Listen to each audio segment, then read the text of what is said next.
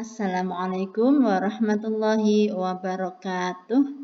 Alhamdulillah anak-anakku kelas 5 yang Bu Guru sayangi, kita bertemu lagi di pelajaran tema 9 muatan pelajarannya IPS. Kita akan bahas subtema 1 tentang apa? Tentang mengidentifikasi garis lintang dan garis bujur suatu daerah.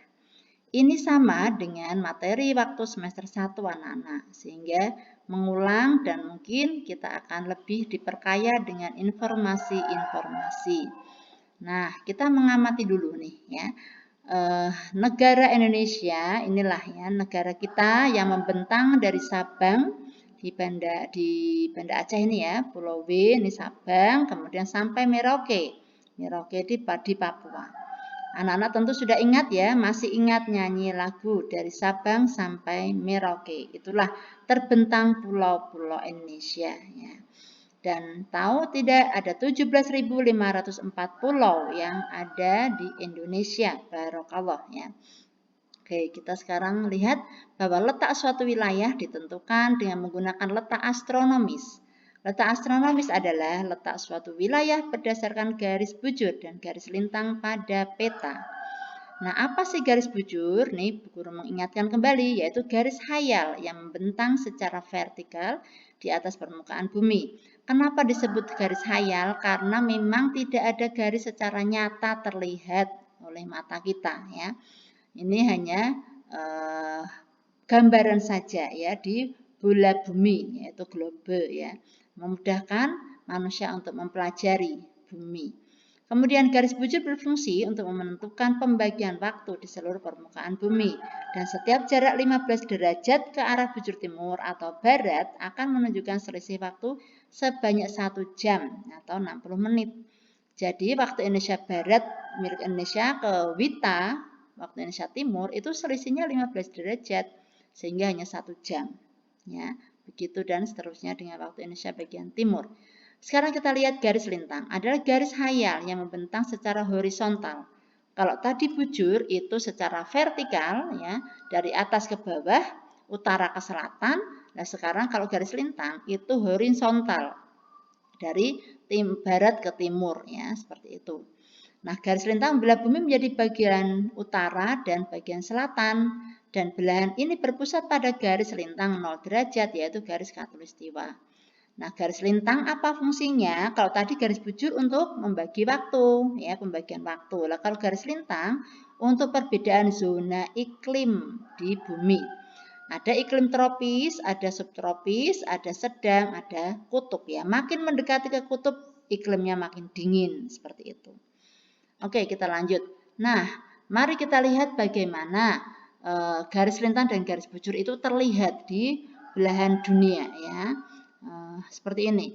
Ini lihat garis bujur yang membujur dari utara ke selatan ya.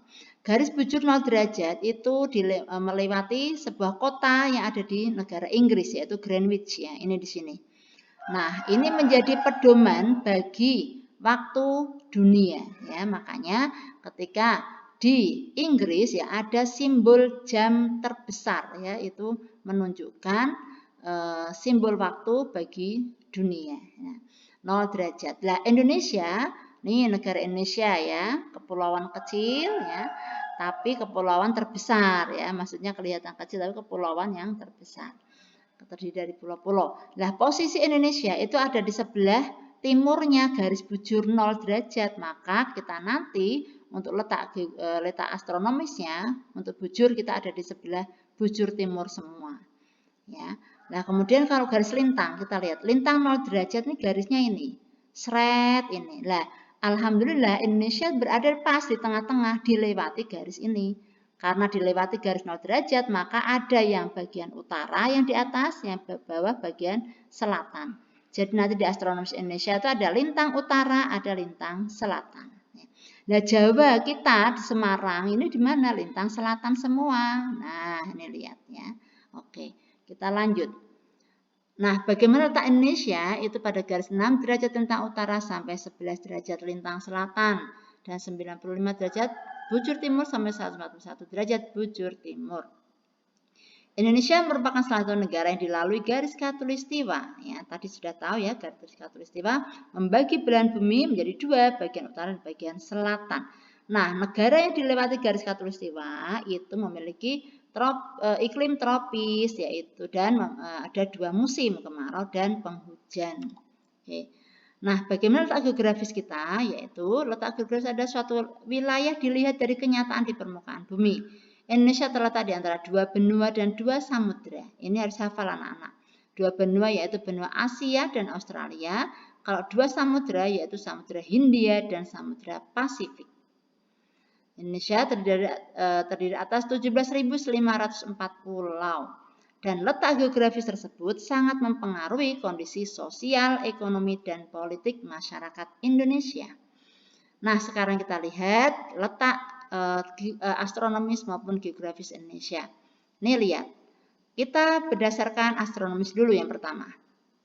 Nah, garis lintang 0 derajat ini, kemudian kita mencari yang paling ujung utara negara Indonesia. Oh, ternyata ada di ujungnya Sumatera ini, ya, Aceh ya. Ini dihitung 6 derajat lintang utara karena di atasnya 0 derajat. Kemudian yang paling bawah, paling selatan, setelah dicari, ditarik garis lurus, ternyata ada di Nusa Tenggara Timur. Nah, ini ya di pulau kecil nih. Ini ternyata setelah dihitung 11 derajat lintang selatan. Jadi dari 6 derajat ke 11 derajat lintang selatan ya.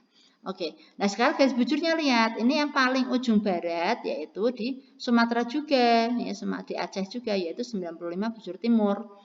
Dan paling timur yaitu ada di Papua, Merauke ya, Merauke atau Papua pas perbatasan dengan Papua Nugini itu ada di 141 derajat bujur timur. Maka letak astronomis Indonesia 6 derajat lintang utara ke 11 derajat lintang selatan, 95 derajat bujur timur ke 141 derajat bujur timur. Oke. Nah, sekarang kita lihat ketampakan alam sekitar. Ketampakan alam disebut juga bentang alam. Indonesia mempunyai bermacam-macam bentang alam, yaitu apa? Pantai, daratan rendah, daratan tinggi, dan pegunungan. Nah, semua ini mempengaruhi kondisi sosial, budaya, dan ekonomi masyarakat. Ya. Maksudnya apa? Maksudnya bagi masyarakat yang tinggal di pegunungan tentu berbeda dengan masyarakat yang tinggal di pantai, ya. Yang di pedesaan, yang di perkotaan, ya. Di dataran rendah, dataran tinggi, lah itulah ya yang menjadikan pengaruh ya sehingga berbeda. Nah, kita melihat ketampakan wilayah. Ada dua, perairan dan daratan. Perairan meliputi laut. Laut merupakan kumpulan air asin yang memisahkan daratan yang satu dengan lainnya. Yang kedua, sungai, aliran air yang panjang dan besar yang berada di daratan. Aliran sungai mengalir dari hulu pegunungan, ya, sumbernya air ke hilir muara ke laut ya. Berikutnya danau ya. Cekungan luas yang digenangi air. Danau alami terbentuk melalui akibat pergeseran dasar bumi dan kawah gunung yang terisi air hujan. Nah, ini ya. Kita lihat sekarang ketampakan alam wilayah daratan. Terbagi menjadi 3, dataran tinggi, dataran rendah, dan pantai. Dataran tinggi, daratan luas yang memiliki ketinggian 200 sampai 600 meter di atas permukaan laut. Kalau dataran rendah, hamparan tanah yang luas yang memiliki ketinggian 0 sampai 200 meter di atas permukaan laut. Dan pantai, dataran yang berbatasan langsung dengan laut. Jadi ini 0 ya. Ukurannya 0 karena pas permukaan laut ya, untuk pantai. Nah, anak-anak kita lihat ini ada bermacam-macam ketampakan alam di Indonesia. Ini pantai, ini sungai, ya, ini sawah ya, persawahan bisa juga di dataran rendah, bisa juga di dataran tinggi. Dan berikutnya ini adalah perkotaan dan biasanya daratan rendah ya, dataran rendah. Oke, selesai untuk materi hari ini. Anak-anak bisa membaca buku paket tema 9 halaman 25. Adaptasi masyarakat terhadap penampakan alam sekitar. Pada intinya bahwa ketika masyarakat tinggal di daerah pantai, ya, daratan rendah, pantai akan berbeda dengan masyarakat yang tinggal di pegunungan. Kalau di daerah pantai, budayanya ya terbiasa yang berkaitan dengan laut ya. Ada yang sedekah laut ya, ada yang larung ya, ada budaya yang harus nyadran dan sebagainya itu kaitannya dengan perairan. Tapi kalau pegunungan, tentunya masyarakatnya di sana pun tidak melakukan hal yang sama dengan di daerah pantai ya. Karena kalau di pegunungan biasanya dingin, kadang ada budaya ya di daerah pegunungan itu yang mereka membuat perapian, kemudian di situ ada upacara-upacara adat ya. Kenapa perapian ya? Karena kalau di pegunungan kan dingin ya, dingin sehingga butuh kehangatan dari api ya, perapian yang dibuat seperti api unggun ya. Nah, seperti itu anak-anak untuk pembelajaran kita subtema 1 ya. Intinya kalian harus menghafalkan untuk letak astronomis dan letak geografis Indonesia, kemudian ketampakan alam di Indonesia. Terima kasih ya Bu Guru akhiri. Assalamualaikum warahmatullahi wabarakatuh.